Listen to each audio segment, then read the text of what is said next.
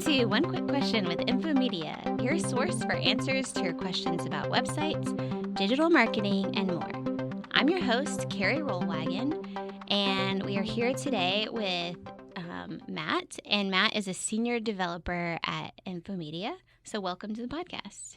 Hi, thank you. Yeah. So I just said Matt because I know you. Matt Cross, a senior developer.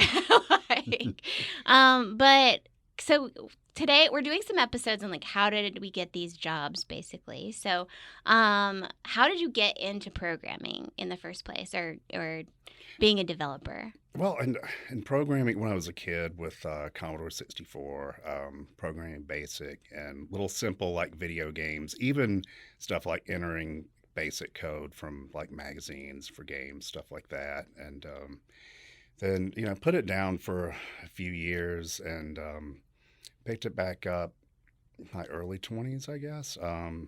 Just kind of playing around with things that are still pretty primitive like BASIC and BASIC A. And then, as I was in my late 20s, that's when I started working, more in the industry and leaned into it a little harder, of course. Yeah. How did you go from just playing around with stuff to having a job in the industry? Did you take courses? Did you just work on your own and get better at stuff? Did you know somebody? Yeah, I was learning at night. I was working in a warehouse during the day, driving a forklift, and realized that I wanted to move on from that, after a couple of years. And got a computer after, having one at home and with my parents, and started learning more and just spending my nights just learning about programming, Photoshop, 3D animation, stuff like that. Yeah. And that led to me applying for a job to a small little startup orthodontic software in town. Oh, cool. I mean, so I feel like there's a difference. It seems like a lot of devs or programmers are like, oh, yeah, I was just messing around with this and it was kind of fun. And then I got more into it. And I always think that does not sound fun. So, so I'm guessing you kind of know you're good at it if it's fun. Yeah, well, you have to really enjoy solving problems as a thing. It's or creating things too, but solving problems for me that's what really drives me. It's just almost the chase and resolving something. I mean, just the other night I was working on something I'd finished work, but I picked it back up because I got an idea, and I just kind of jumped on my computer, played around with it, and I had a breakthrough. So I just kept on, and I couldn't pull myself away. It's one of the it's just so gratifying to solve something. I think that's something that's crucial if you're going to enjoy a development career, is to enjoy solving problems. Yeah. Well, and I always kind of joke, I'm like, don't show Matt a problem and then say don't solve, because sometimes we're like, well, this is messed up, but don't worry about that. But I'm like, constitutionally, Matt's not able to see the rabbit trail and not go down it. And that's what makes you good at your job, You're right. It can be a hindrance or a detriment at times because it can pull you off things. I've certainly gone off task or track because I was driven to solve something and I knew I could, You even will though always, I shouldn't. 100%, you will get a better website than you bought if Matt is building your website. But no, I think that's a good thing. I do think it's you, and even other problems, we'll talk and you'll hear a problem and it's you're immediately going on well, it could be this, it could be this, it could be this. It's cool to see how exciting it is, how it's how good you are at doing those things. And I think a lot of times for a developer, that's what makes you good at it, because you keep going on problems most people would give up on, That's right. Yeah, you do have to be tenacious because you'll fail a lot. Yeah. and it's disheartening at times, and you just want to throw in the towel. But you just take a break, come back, and try something else. And then oftentimes it's something relatively simple and you just happen to think of it like, oh, this will never work, and it just resolves. So, Yeah. and it's really gratifying when it does. But I think that's really cool to see, like somebody who loves that so much that it's like, I'm going to keep on with this problem. Yeah, And there are other jobs for people who are willing to walk away. yeah, But yes, my for thing those is, sane people. yeah, if you don't really like banging your head against the wall on the same problem, like development is probably not for you. Yeah, yeah, definitely. And one thing I didn't realize before I worked with so many devs is how creative development is. Because I always thought it was like, I mean, this is very ignorant, but it's like, oh, you're putting a blog on. Well, you put it on the same way on this site, on this site, on this site. What's the big deal? Like, you've done this Yes, before. in an ideal world, yeah, your software will fit together like modular pieces. Like working on a car, like a new car, and everything's things aren't rusted, and you're not putting custom parts on. But with websites, if you're fixing an older site or debugging a problem, you've got technical debt. You've got crufty plugins, stuff like that. Yeah. You've got just old bugs that have crept in. And if it's something new you're building, there's some that it's tough to figure out what approach to take sometimes because there's so many different ways to solve a particular problem. Mm-hmm. And it's hard not to, when you choose that fork in the road, it can affect the rest of the development path. So you do want to spend some time on it. At the same time, you can get in the analysis paralysis thing of taking too long, and then you're 2 weeks in and you've just been like spitballing trying to figure out how Yeah. to tackle it.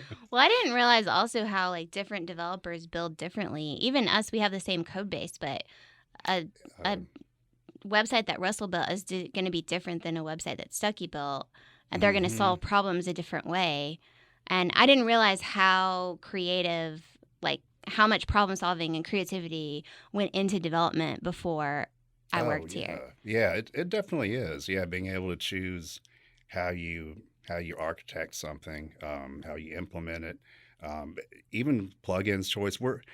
We tend to use a set of plugins and in libraries that that we're familiar with, but we're not so terse that we aren't open to new things. So sometimes we'll try out a new JavaScript library or something like that. But it is, yeah, you have plenty of choices. You're right. Yeah, it is creative, not in a truly design sense or anything, but it's creative in that you do have to think through, make decisions. And you can make bad decisions that will bite you later. Yeah. So. I mean, not that we do, but we also take over a lot of, I mean, we all do, of course. We also take over a lot of sites that you're like, wow, why did they make these decisions? Yes, true, definitely. Yeah. Well, if somebody's wanting to have a career in development, where do you suggest they start? Is it best I mean, and I know there are just different, maybe it's the same, different paths to the same thing, but is it like you have to go to school in this, or is it just play around, see if you even have an aptitude for it, or? That's a really good point you brought up. I think that's a very sound way to approach it. There are a lot of people that go through boot camps only to discover that they really don't want a development career. Yeah. And sometimes I'm like, you could have taken a free class and found that out. Exactly, yeah, instead of ponying up for, Yeah. and putting all the work in. Yeah. And there's nothing wrong with a boot camp. It's just sometimes it's like, even before that, you can mess around with stuff. Because I've heard a lot of people, like someone will say, I'm at a crossroads in my career, and they're like, you should be a developer. You should try coding. And I'm like, coding is really cool, but also like if you're, I think it's weird that people just suggest it as like, oh, this is what you should do. I'm like, it seems like you have to have a particular kind of intelligence and like fortitude to be a developer. Yeah, no, I think you're right. Now, I do think it's beneficial for people to dip into it some and get an understanding, and then you can get tools that you can work with and other apps and things like spreadsheets and writing little functions or macros for those, and really just understanding things. It all comes down to logic and making decisions and pattern recognition, things like that. But it is, yeah, you're right. You do need to make sure that's something that you would enjoy more so, not just getting into it because you've heard about it or you think it'd be neat, or just because you're tired of your current job. There are plenty of jobs that are peripheral to development and that would be suitable for someone who's tech savvy, that may not be a great fit for development itself. Right. I think that makes sense. Like when Russell, he kind of got into this career late, and when he was looking into it, who's one of our developers, and I had a friend who like runs a computer science department, and we were talking about it, and I was like, well, sometimes he dips into this, sometimes he plays video games, and sometimes he just messes around. And he was like, well, if he's equating messing around with development to video games, like he'll be fine, you know? Yeah. But also, like, I don't think I would look at it like that. I'd be like, oh, it's time to do my homework. It wouldn't be fun for me. It would feel like work. And right. It's obviously it is work. And Yeah. there's a reason it's called work. And Yeah. it's, but it is, you do need to derive some joy from it with solving problems and Yeah. just getting that, just the gratifying feeling of building something that people are happy with, that clients are happy with, and that you're happy with. Because I think in any career, of course, you get to that point where, of course, it feels like a slog sometimes. But if, like you said, you never have those moments of joy, this just seems like a weird career for me to choose, because it's like, well, if you don't find any joy in it, what about all those hours that you're like in the proverbial basement by yourself? Yes. Hitting your head against the wall about this one problem that turns out to be like a semicolon is missing.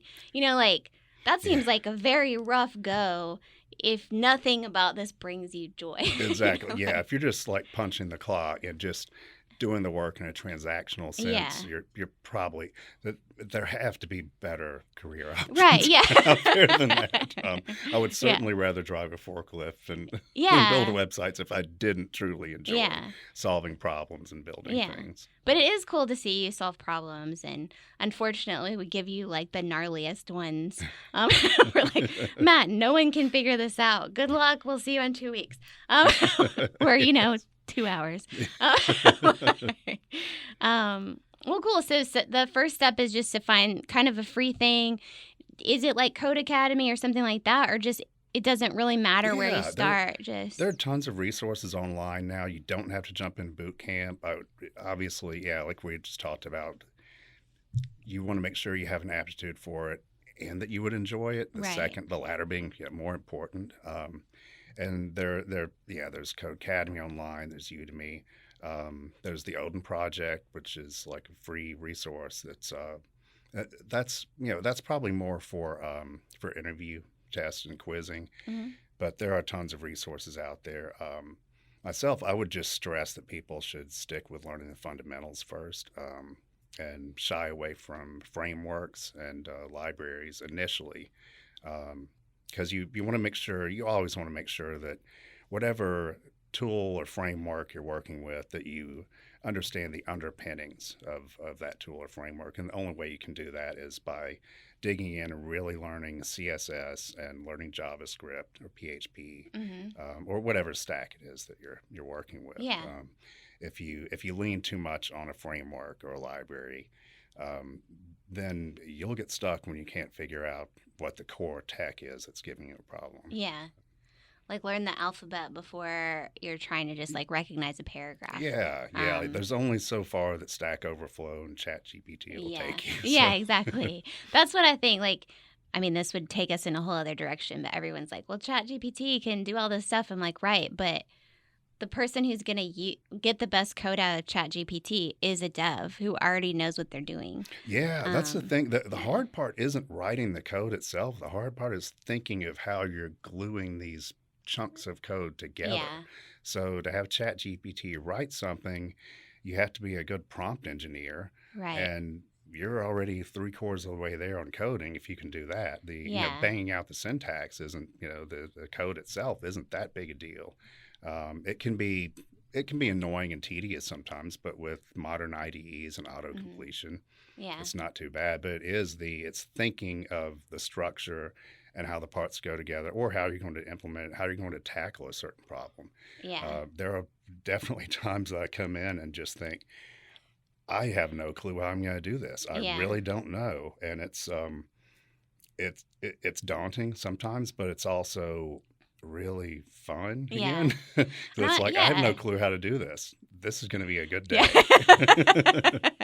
I love that. I think that's a good place to stop, and stop and really start, because I do think that's kind of inspirational to look at it that way. Like, I have no idea how to do this. This is going to be a good day. Yes. Oh yeah. That's the most fun for me is like give me something that I don't know how to figure out and I don't know where to start. And Yeah. you just dig in Yeah. and And yeah, that's why you want somebody like you on the website. So yeah. thank you. Thanks. Cool. Well, One Quick Question is developed and hosted by me, Carrie Rollwagon. Our producer is Elena Harmond. Our theme music is by Brad Davis, and our video and sound engineering are done here in the Infomedia studios. So find show notes or find out what Infomedia can do for your website at infomedia.com/quickquestion. And we like to leave you with this thought. A real expert helps to clarify, not confuse. So don't take website advice from someone who can't give you a straight answer.